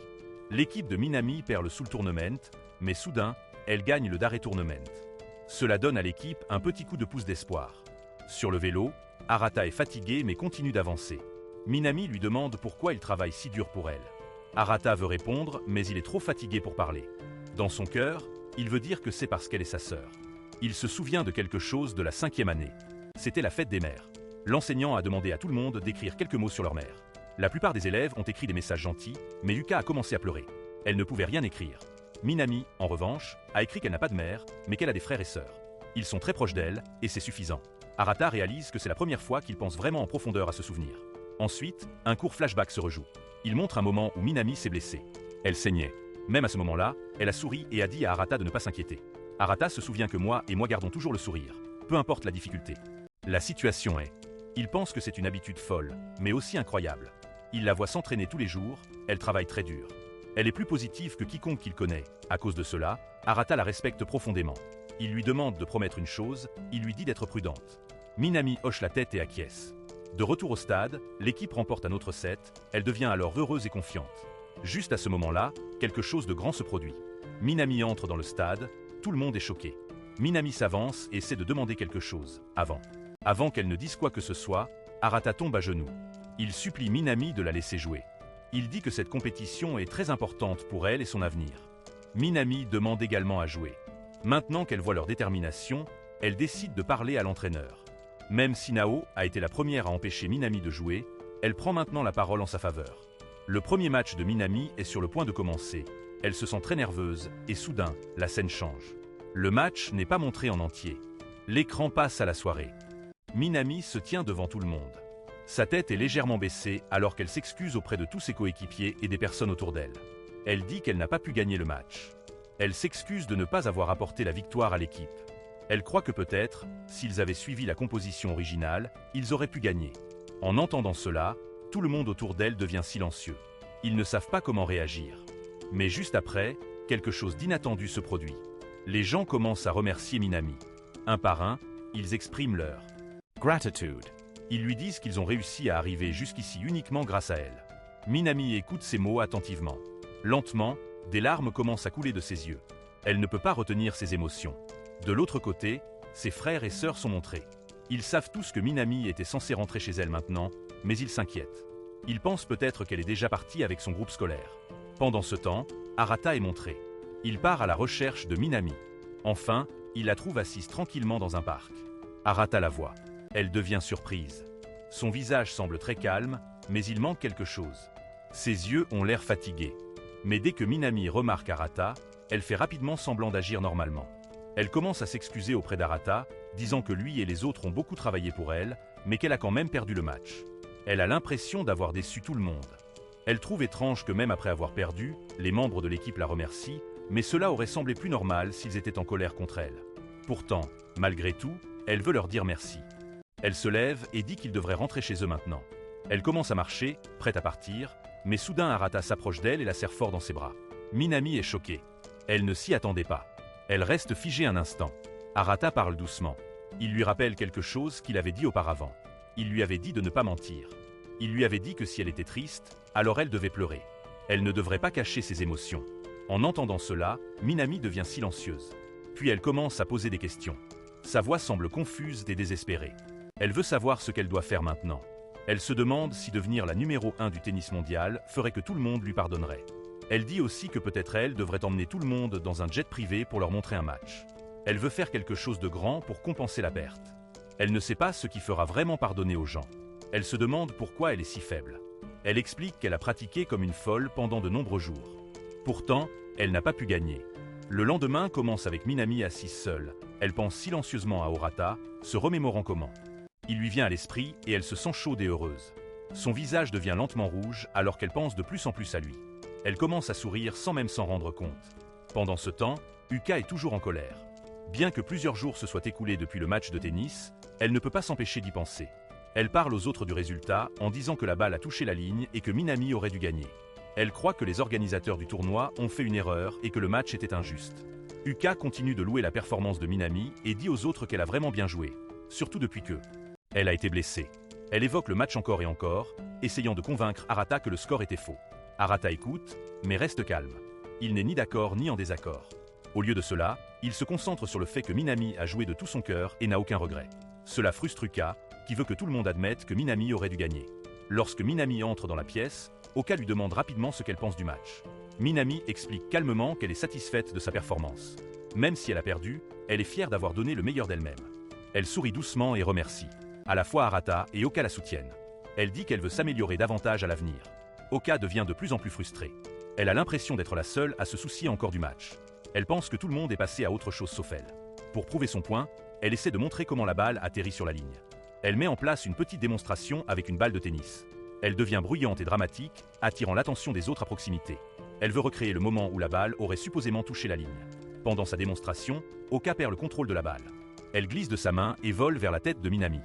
Minami pousse un cri de surprise, le moment devient tendu. Mais Arata agit rapidement. Il attrape la balle juste à temps et protège même Minami pour qu'elle ne se blesse pas. Tout le monde regarde avec étonnement. Minami regarde Arata et son cœur commence à s'emballer. Elle devient confuse et rougit. Elle commence à se souvenir des choses qu'Uka et Kotono ont dites sur le fait d'aimer Arata. Elle se demande si Arata a des sentiments pour quelqu'un. Le moment est rempli d'émotions silencieuses et de questions sans réponse. Alors que les autres commencent à se disputer à nouveau, Minami commence à rire. Elle se sent submergée mais aussi heureuse d'être entourée de ses frères et sœurs. Plus tard, Kotono est assise seule dans sa chambre. Elle pense tranquillement à Arata, l'air pensif. En même temps, Uka frappe à la porte de Kotono. Elle veut parler à sa sœur. Dans une autre partie de la maison, Minami joue avec le chien. Arata entre dans la pièce de manière inattendue et Minami devient timide. Elle s'enfuit rapidement sans rien dire. Arata reste confus, ne sachant pas ce qu'il a fait de mal. De retour dans la chambre de Kotono, Uka regarde autour d'elle, évitant la vraie raison pour laquelle elle est venue. Elle fait des compliments sur la pièce et parle de petites choses. Kotono ikot patiement. Uka finit par aborder quelque chose de sérieux. Elle veut poser des questions sur ce que Kotono a dit plus tôt au sujet d'Arata. Avant qu'elle ne puisse en dire beaucoup, Kotono lui dit qu'elle sait déjà tout. Elle explique qu'elle a vu Uka et Arata se tenir la main dans la salle de jeu il y a quelques jours. Elle précise qu'elle se cachait dans le placard et a été témoin du moment. Uka est choquée. Elle devient nerveuse et essaie d'expliquer. Elle dit que ce n'était qu'un accident. Rien de sérieux ne s'est passé. Elle insiste sur le fait qu'elle n'a pas de sentiments romantiques pour Arata. Kotono écoute et accepte la réponse d'Uka. Elle sourit, dit merci et s'excuse. La conversation se termine paisiblement, mais Uka reste incertaine. Après avoir quitté la pièce, elle commence à remettre en question ses propres sentiments. Elle se demande si ce qu'elle a dit est vraiment vrai. Quelques jours plus tard, le soir, Banri se sent seule. Elle essaie de demander à ses sœurs de sortir avec elle, mais elles sont toutes occupées. Juste au moment où elle s'apprête à abandonner, Arata entre dans la pièce. Elle sourit de tout son cœur quand elle le voit et lui demande rapidement de venir avec elle. Ils marchent ensemble et arrivent à un bâtiment. Il s'avère que c'est l'université de soins infirmiers de Banri. Arata est surpris et pose des questions. Banri explique qu'elle a oublié quelque chose d'important et qu'elle veut le récupérer.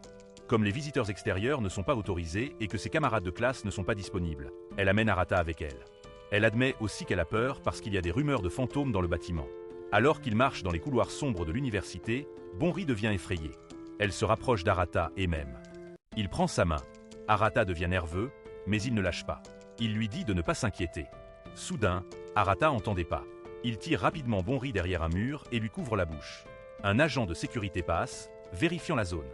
Arata garde Banri caché jusqu'à ce que l'agent parte. Après cela, ils continuent à avancer plus profondément dans le bâtiment. Ils atteignent une petite salle de club dans un coin de l'université. Banri allume la lumière et entre. Elle prend un ours en peluche fait main sur la table. Arata comprend enfin ce qu'elle est revenue chercher. Banri dit qu'elle doit finir de fabriquer l'ours en peluche pour elle. Arata apprend que Banri est membre d'un club qui aide les enfants dans les hôpitaux. Le club visite les hôpitaux et offre des poupées et des jouets faits main aux enfants malades. Banri dit que chaque enfant reçoit un jouet. S'il en manque un enfant pourrait se sentir exclu ou triste. Elle ne veut pas que cela arrive. Pendant qu'Arata l'aide à organiser les jouets, Banri partage une histoire de son passé. Elle se souvient quand leur mère était à l'hôpital. Enfant, elle avait l'habitude de visiter l'hôpital avec leur père. Après avoir rendu visite, elle rentrait souvent chez elle seule et pleurait. Un jour, une infirmière bienveillante l'a réconfortée. Ce moment a inspiré Banri à devenir elle-même infirmière. Elle voulait être comme cette infirmière, quelqu'un qui apporte du réconfort aux autres. Arata écoute attentivement et est touché par son histoire. Il lui dit qu'il comprend maintenant pourquoi elle veut être infirmière. Il dit que c'est le début de son rêve. Banri devient espiègle et commence à le taquiner. Arata rit et s'enfuit. Mais elle a de nouveau peur et le suit rapidement. Le lendemain, Banri rend visite à l'hôpital avec son club. Elle envoie à Arata une photo des enfants souriants avec leur nouvelle poupée. Arata sourit chaleureusement en regardant la photo. Quelques jours plus tard, à l'école, les élèves reçoivent leurs résultats d'examen. Un groupe de filles se regroupe autour d'Uka et lui demande son score. Uka sourit et dit qu'elle a à peine réussi. Les filles ont du mal à y croire, car Uka est une fille qui obtient toujours de bonnes notes et réussit ses examens. Et lorsque les filles s'en vont, la vérité est révélée. Uka reçoit une note de D. Elle plie silencieusement le papier et ne parle pas. Son visage semble sérieux et elle commence à réfléchir profondément. Samedi matin, Arata voit Uka se préparer à quitter la maison. Elle fait un sac et dit qu'elle va à Yamanashi. Arata est confus. Ils n'ont pas de parents là-bas. Uka ne donne aucune raison claire. Elle dit simplement qu'elle veut s'éloigner un moment. Arata la laisse partir sans poser plus de questions. Elle s'en va tranquillement. 3 jours passent. Nous sommes maintenant mardi et Uka n'est toujours pas rentrée chez elle. Le lendemain commence au Shin. Maison familiale énergétique. Tout le monde est réuni sauf une personne, Uka. Seules 4 sœurs sont présentes et cela rend l'atmosphère vide. Quelque chose ne va pas. Tout le monde remarque que l'énergie habituelle de la maison manque. La nuit dernière, Uka a envoyé un message disant qu'elle resterait dehors une nuit de plus. La famille a essayé de la contacter, mais elle n'a pas répondu. C'est la première fois qu'elle prend un congé de l'école et cela surprend tout le monde. Arata commence surtout à se demander ce qu'elle fait et pourquoi elle est partie. Jusqu'à ce que certaines filles demandent à Arata où est Uka. Elles sont ses amies et veulent savoir si elle va bien. Arata leur dit qu'il ne sait rien, ce qui le rend encore plus frustré. Il se demande où cette fille fugueuse est allée et pourquoi elle n'a rien dit à personne. Il pense qu'il serait mieux qu'elle dise au moins à quelqu'un ce qui se passe dans sa tête. La scène se déplace ensuite vers Oka. Elle est dans une source chaude. Après avoir pris un bain, elle part et se dirige à nouveau quelque part. Plus tard dans la nuit, toute la famille se réunit dans le salon. Ils sont très inquiets car Oka est absente. Plus de 3 jours. Cela ne s'est jamais produit auparavant. Ils parlent de la façon dont Oka est censée devenir la prochaine présidente du conseil des étudiants. Si elle continue à sécher les cours, cela nuira à sa réputation. Banri gronde Arata, disant qu'il est le frère aîné et qu'il devrait être plus inquiet. Arata est surpris car il s'attendait à ce que Sea montre plus d'inquiétude que Banri. Juste à ce moment-là, Banri entre et partage quelque chose d'important. Elle dit qu'elle a localisé Oka grâce au GPS. Cela montre qu'elle est allée au mont Fuji. Devient choquée, surtout un rongeur. Arata pensait qu'elle ne se rendait qu'à Yamanashi. Les sœurs s'inquiètent de plus en plus car le mont Fuji est près d'une forêt dangereuse où des gens se sont déjà blessés. Shion essaie de les calmer en disant qu'elle ne devrait pas sauter aux conclusions. Arata devient également tendu. Il réalise que la situation est plus grave qu'il ne le pensait. Il décide de partir à la recherche d'Uka. Banri s'inquiète de plus en plus, mais Sea lui dit de se dépêcher et de la ramener. Arata prend un bus express de nuit et atteint la 5e station du mont Fuji à la tombée de la nuit. Une fois arrivé, il appelle la police. Il appelle Bandri et demande des détails GPS. Ensuite, il commence à gravir la montagne. Pendant ce temps, chez eux, Minami et Kotono discutent également. Minami s'inquiète pour Uka. Kotono partage qu'elle est aussi préoccupée par Orata. Elle veut que tous les deux soient en sécurité. Minami est surprise, mais elle est d'accord avec Kotono. Pendant ce temps, Orata atteint enfin l'auberge. Uka est choquée de le voir. Elle n'arrive pas à croire qu'il a marché tout le chemin de la 5e à la 8e station. Il cherche un gorille. Elle lui demande pourquoi il est là, en disant qu'il ne trouvera pas de bananes sur cette montagne. Arata répond calmement qu'il est évident qu'il est venu la trouver. Uka commence à rougir. Elle dit qu'elle lui avait dit de ne pas venir. Étant donné qu'ils sont frères et sœurs, l'aubergiste leur donne seulement une chambre pour rester. Ils entrent ensemble dans la chambre, mais Uka a l'air malheureuse. Arata informe la famille qu'il a trouvée. Tout le monde à la maison se sent soulagé et heureux. La nuit tombe et il est temps de dormir. Qu'ils sont dans la même pièce. Il se souvient du moment gênant qu'ils ont eu dans la salle de jeu. Il essaie de ne pas y penser. Juste à ce moment-là, Yuka dit qu'elle va se changer et lui demande de ne pas regarder. Arata se retourne et se sent très gêné. Pendant qu'Uka se change, Arata lutte avec ses pensées. Il essaie de rester calme. Bientôt, Yuka s'allonge et essaie de dormir. Arata lui demande doucement pourquoi elle a fui la maison, mais elle ne répond pas. Il lui rappelle qu'elle est un membre important du conseil des étudiants et qu'elle devrait agir de manière responsable. Il lui dit qu'ils vont retourner à chez eux le matin. Yuka ne dit toujours rien.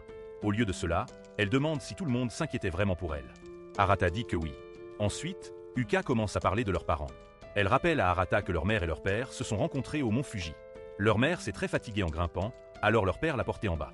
Cela ressemble à une histoire drôle et touchante. Deux inconnus se sont rencontrés à 3000 mètres d'altitude et sont tombés amoureux. Yuka se demande si des choses comme ça sont écrites par le destin. Elle demande s'ils pensent qu'une chose similaire pourrait arriver entre leurs frères et sœurs. Rod. Yuka se sent choquée et confuse. Yuka dit que Kotono aime vraiment Arata. Il lui dit d'arrêter de dire des bêtises et d'aller dormir. Il lui demande ensuite à nouveau pourquoi elle est venue au mont Fuji. Mais Yuka ne répond pas. Arata réalise qu'elle dort déjà. Il comprend qu'il doit y avoir une raison pour laquelle elle est venue ici, mais il ne sait toujours pas laquelle. Le lendemain matin, Arata se réveille et découvre qu'Uka est partie. Il voit une note d'elle disant qu'elle rentre chez elle, mais Arata sait qu'elle ment. Il devine qu'elle doit être montée plus haut dans la montagne. Bien. Yuka grimpe à nouveau, toute seule. Arata appelle chez lui et demande sa position GPS, juste au moment où il pense qu'elle ne revient pas. Il décide de la suivre et d'aller jusqu'au sommet. Au sommet, quelques randonneurs remarquent Yuka seule et semblent surpris. Ils parlent de la prévision météo qui dit de ne pas emprunter le deuxième chemin. La plupart des gens retournent par le premier chemin, mais Yuka, comme une ânesse têtue, choisit le chemin le plus dangereux. Elle commence à réfléchir à ce qu'elle fait. Paix. Elle sèche l'école, mais rien ne semble aller dans le bon sens. Elle regrette de ne pas être retournée avec Arata. Pendant ce temps, Arata atteint le sommet, mais ne trouve pas Yuka là. Il devient de plus en plus inquiet. Yuka marche seule pendant longtemps, mais elle ne trouve toujours pas l'auberge. Elle se rend compte qu'elle a pris le mauvais chemin. Le brouillard devient épais et elle ne peut rien voir. Soudain, elle glisse et tombe. Elle se blesse et crie à l'aide. De retour à l'auberge, Arata remarque que le sac d'Uka est toujours là. Elle devient certaine d'avoir pris l'autre sentier. Chez elle, Banri se sent également inquiet, car ils ont perdu le signal GPS d'Uka. Arata pense que ce n'est plus une blague. Un flashback montre leur père offrant à Yuka les boucles d'oreilles de leur mère. Elle les a transformées en barrettes. Un jour, elle a demandé à son père où il avait rencontré leur mère. Son père a souri et a dit qu'elle rencontrerait aussi un jour sa personne spéciale. Soudain, Uka se réveille. Elle rêvait de se souvenir. Elle a faim, mais elle n'a rien mangé. Elle n'a pas pris son sac ni son chargeur. Elle réalise qu'elle est coincée dans un très mauvais endroit. Elle commence à s'inquiéter et se demande si quelqu'un viendra la sauver. Puis elle se souvient qu'elle et Arata ne sont pas de vrais frères et sœurs. Elle espère qu'Arata viendra. Elle regarde ses boucles d'oreilles et commence à se blâmer. Juste à ce moment-là, une lumière apparaît. C'est Arata. Quand elle le voit, des souvenirs de ses parents lui viennent à l'esprit. La scène suivante commence par un flashback. Yuka parle à son père de sa vie scolaire. Elle partage tout ce qui lui est arrivé à l'école. Pendant ce moment, ils profitent tous les deux de leur temps ensemble. Ils rient et parlent comme de meilleurs amis. Puis, la scène passe au présent. Yuka se tient devant le bureau de son père. Elle a l'air nerveuse et incertaine d'entrer. Juste à ce moment-là, son père sort et remarque que quelque chose ne va pas. Mais Yuka fait semblant que tout va bien et s'éloigne rapidement. L'histoire revient aux montagnes. Arata apparaît soudainement devant Yuka. Elle est choquée de le voir. Elle essaie de se lever, mais sa jambe glisse et elle tombe à nouveau. Arata se précipite pour l'aider et dit qu'il va la porter. D'abord, Yuka refuse et dit qu'elle peut marcher toute seule. Mais sa blessure est trop grave, alors elle finit par accepter et monte sur son dos. Ils recommencent à gravir la montagne, empruntant le même sentier qu'ils avaient utilisé plus tôt. Arata commence à se sentir fatigué. Son corps lui fait mal, mais il continue d'avancer. Pendant ce temps, le reste des frères et sœurs attend à la maison. Ils sont très inquiets. Ils essaient de leur envoyer des messages, mais ne reçoivent aucune réponse. Le temps au mont Fuji se gâte également. Même leur père annule son voyage et rentre chez lui. Tout ce que la famille peut faire maintenant, c'est prier. Arata est épuisé, mais lui et Yuka ont faim. Atteindre le sommet de la montagne. Bientôt, ils arrivent au salon. En marchant, Arata a de nombreuses questions en tête. Il veut savoir pourquoi Yuka est venu ici. Avant qu'il puisse demander, Yuka commence à parler. Elle dit qu'elle a regardé une vidéo virale qui affirmait que grimper le mont Fuji avec quelque chose du passé permet de retrouver quelqu'un qui nous manque. Elle voulait revoir sa mère. Arata est surpris. Il lui demande si elle l'a rencontrée. Yuka ne répond pas. Puis elle dit que sa mère ne voudrait de toute façon pas la rencontrer. Parce qu'elle n'est pas sa véritable fille. Son visage semble inexpressif. Les yeux disent autre chose. Aoka dit qu'elle partageait tout avec son père, mais après avoir appris qu'elle n'était pas de la même chair que la famille, son cœur se sent éloigné. Elle ne sait plus comment se comporter. Ses notes à l'école ont chuté, elle croit que rien ne changerait, mais tout a changé. Elle se tourne vers Arata et lui demande pourquoi il l'a sauvée. Pourquoi s'est-il mis en danger pour elle?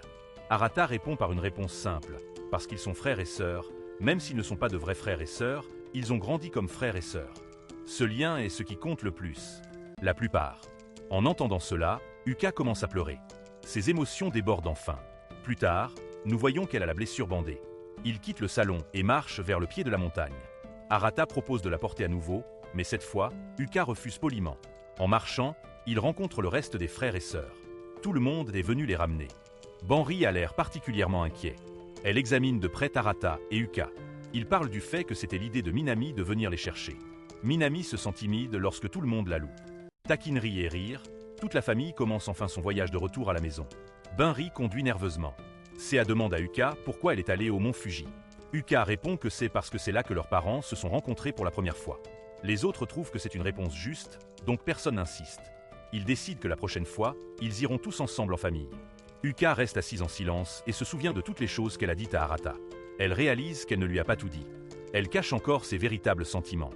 En pensant à cela, Arata s'endort sur son épaule. Apple. Cela fait rougir Uka. Elle ne sait pas quoi faire. Un flashback montre une Uka plus jeune, disant qu'un homme devrait toujours offrir son épaule à une femme. Arata n'est pas d'accord, disant qu'il croit en l'égalité. Uka se moque de lui et utilise leur père comme exemple. De retour au présent, ils arrivent enfin chez eux. Il est déjà tard, donc tout le monde décide de dormir tôt. Uku essaie de réveiller Arata, mais remarque qu'il a une forte fièvre.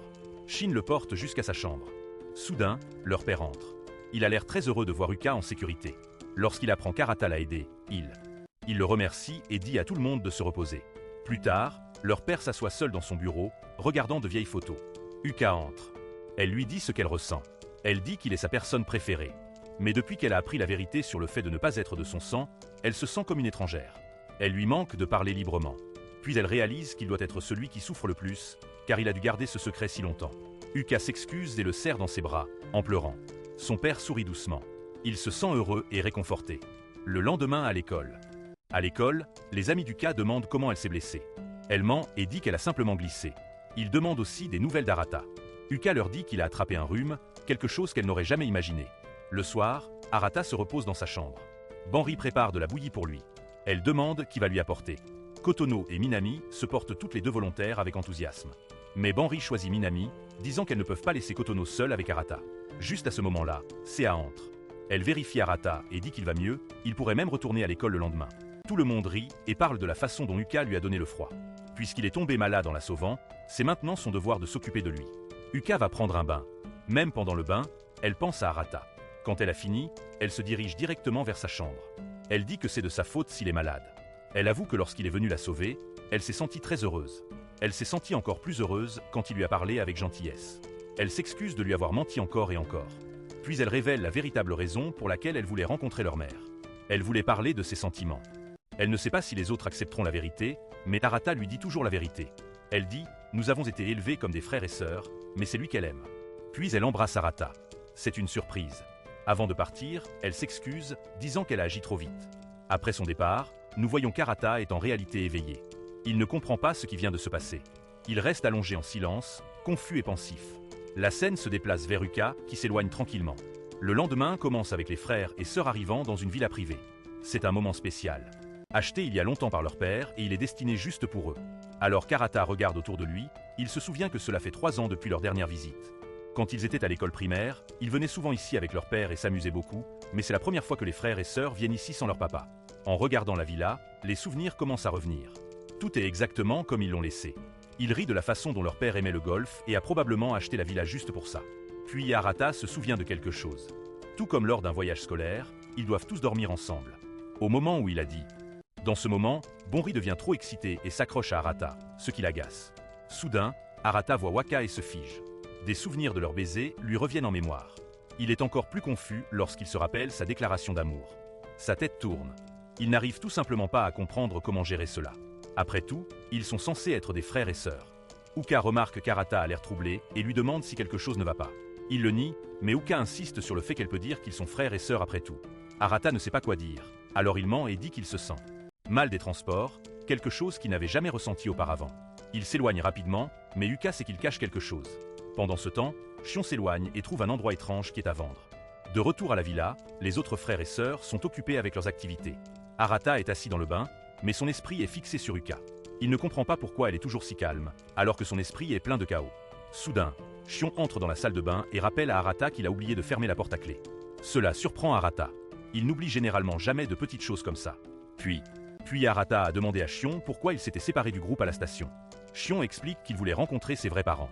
Après avoir fait quelques recherches, il a découvert qu'ils vivaient à proximité. Mais quand il a visité l'endroit, c'était vide. Il s'est senti déçu, mais il n'y avait rien qu'il puisse faire. Même après être sorti du bain, Arata pense encore à Aoka.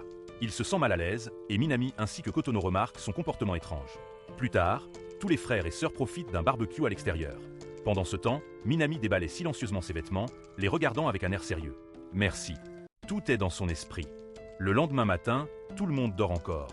Mais Yuka se réveille et réalise qu'Arata est absent. Arata est en réalité dans le sauna, pensant à sa conversation avec Shion. Il est surpris que Shion réfléchisse profondément à la famille. Peut-être que les autres frères et sœurs mènent aussi leurs propres enquêtes. Juste à ce moment-là, Arata se souvient à nouveau du cul. Le sauna est trop chaud, alors il sort. C'est alors qu'il voit Uku attendre dehors.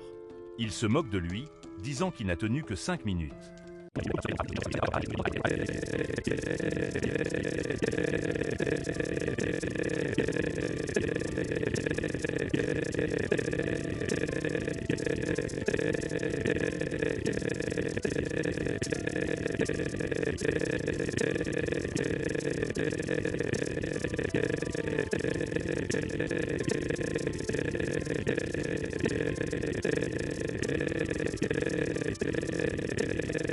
Lui dans des jeux d'endurance. En ce moment, Arata se sent encore pire qu'avant. Sa tête est pleine de pensées qu'il essaie d'éteindre. Minami se réveille et remarque qu'Arata et Uka sont partis. De retour au sauna, Arata a déjà perdu le concours. Uka se moque de lui puis lui demande des nouvelles d'une fille qu'il aimait autrefois. Arata dit qu'elle s'appelle Lala, mais elle a déjà un petit ami. Il ajoute qu'il ne ruinerait jamais le bonheur de quelqu'un d'autre. Il dit que s'il aimait encore Lala, ce serait nul. Ce serait comme refuser de trouver le bonheur pour lui-même. Ça ne le fait pas. Elle ne dit pas grand-chose. Elle s'éloigne silencieusement. Arata se demande encore pourquoi elle agit de manière si étrange. Aoka n'est pas contente de ce qu'Arata a dit. Selon lui, être nul signifie s'accrocher à des sentiments. Elle se souvient comment il s'asseyait dans le sauna pendant des heures quand ils étaient enfants, partageant des rêves futiles. À l'époque, elle lui avait dit qu'elle voulait un petit ami séduisant. Mais Arata avait répondu qu'il était heureux d'être simplement avec tout le monde. Uka commence à se blâmer d'avoir caché ses sentiments si longtemps. Pendant ce temps, Arata ne peut toujours pas arrêter le. À propos de Uka, même maintenant, son esprit est plein d'elle. Juste à ce moment-là, Minami entre et dit qu'elle a une demande. La scène suivante les montre dans un jardin de fleurs. Arata est choqué. Il pensait qu'ils allaient sur un cours de tennis ou quelque chose de sportif, mais c'est complètement différent. Il demande pourquoi ils sont venus ici. Minami répond qu'elle apprécie tout dans la vie. Arata remarque aussi qu'elle porte une jupe pour la première fois. En discutant, Arata voit de nombreux couples se promener dans le jardin. Minami lui demande alors qui est la mariée idéale pour lui. La question le surprend. Minami dit qu'elle a demandé seulement parce qu'ils sont entourés de couples. Arata se souvient qu'Uka lui a également posé la même question. Puis il remarque une étiquette qui pend encore à la jupe de Minami. Il l'aide à l'enlever. Plus tard, il prend quelques photos de Minami. Elle sourit et a l'air très heureuse. Arata se demande à nouveau, est-ce qu'elle est vraiment venue juste pour voir les fleurs? À ce moment-là, Minami prend son courage à deux mains et dit qu'elle aime quelqu'un. Arata se sent surpris et heureux. Il lui demande si elle veut s'entraîner avec lui, mais il dit qu'il n'est peut-être pas le meilleur partenaire. De ne pas s'inquiéter et va acheter des souvenirs, pour acheter secrètement des bijoux assortis pour eux. Pendant ce temps, Arata sourit toujours, heureux de savoir que sa sœur aime quelqu'un, mais tout à coup, il se souvient de la déclaration d'amour d'Uka. Son esprit tourne à nouveau. Le dernier épisode de la saison commence avec tous les frères et sœurs profitant de leurs vacances ensemble. Ils sont déjà venus à cet endroit auparavant. Quand ils étaient plus jeunes, ils venaient souvent ici avec leur père. Maintenant, ils sont revenus en tant que groupe de frères et sœurs sans adultes. Alors qu'ils se promènent dans la région, ils parlent avec enthousiasme de leur projet de barbecue pour la soirée. Non loin, un groupe de garçons observe les sœurs avec émerveillement. Ils se demandent si ces filles sont des célébrités. Pendant ce temps, Shion dit à Arata que ses camarades de classe sont prêts à payer une grosse somme d'argent juste pour partir en voyage avec ses sœurs. Arata trouve cela drôle, car pour lui, grandir avec elles a toujours semblé normal. Mais au moment où il regarde Uka, son humeur change. Il se souvient de sa déclaration d'amour et son esprit devient à nouveau agité. Au fil de la journée, les frères et sœurs commencent à profiter des vacances chez eux.